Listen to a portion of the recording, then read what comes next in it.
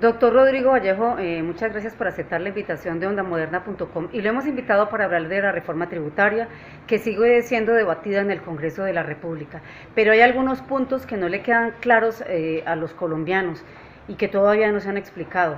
Nos han dicho que la reforma tributaria es estructural, que el país la necesita, que hay un hoyo fiscal que se tiene que tapar, pero hay unas realidades detrás de esta reforma tributaria, doctor, y pues nos gustaría que usted, que es abogado, que es contador y que es estudioso del tema, nos hablara sobre esa realidad que puede estarse escondiendo detrás de la reforma tributaria. A ver, lo primero que hay que decir es que la reforma tributaria, en nuestro país el sistema tributario se basa en unos principios: el principio de eficiencia, el principio de equidad, el principio de la progresividad y el principio de la no retroactividad de la norma tributaria. En ese principio de progresividad que mide la capacidad de pago del contribuyente, uno diría, esta reforma tributaria no está midiendo precisamente esa capacidad de pago, puesto que pretender, por ejemplo, en un momento determinado, gravar algunos productos de la canasta familiar va en contra de ese principio constitucional. Lo otro hay que decirlo también, hay unas exenciones creadas muy grandes en nuestro país en materia, por ejemplo, de los dividendos, de las remesas que se hacen los grandes inversionistas, y allí no se está tocando ese tema que por demás debería de ser importante para los intereses del gobierno nacional. Tampoco la reforma no es estructural en la parte que tiene que ver con la evasión y la ilusión, puesto que se dejan unas normas vivas y, como decimos popularmente, vivitas y coleando, lo que va a significar que se va a recaudar o se graba a la gente, pero van a haber mecanismos evasores y de ilusión que van a facilitar que muchos empresarios lo utilicen, de tal manera que ese hueco fiscal que el gobierno nacional lo podía hacer bajo unas líneas claras, por ejemplo, el mejor control a la evasión. Segundo, el mejor control a lo que es el recaudo del IVA y la renta a través de la retención en la fuente.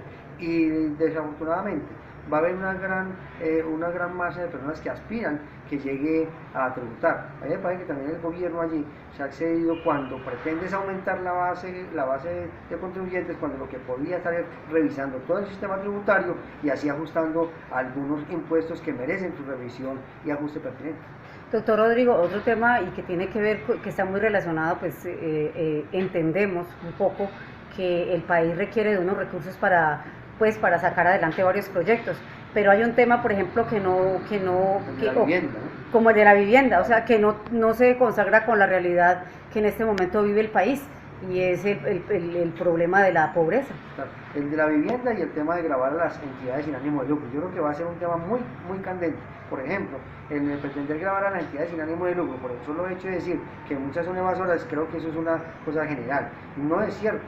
Hay entidades que realmente prestan su servicio, tienen su vocación, hacen lo que la ley les ha dicho, destinan los recursos a la educación, a los fondos de solidaridad pertinentes, de tal manera que allí hace falta una revisión más de fondo.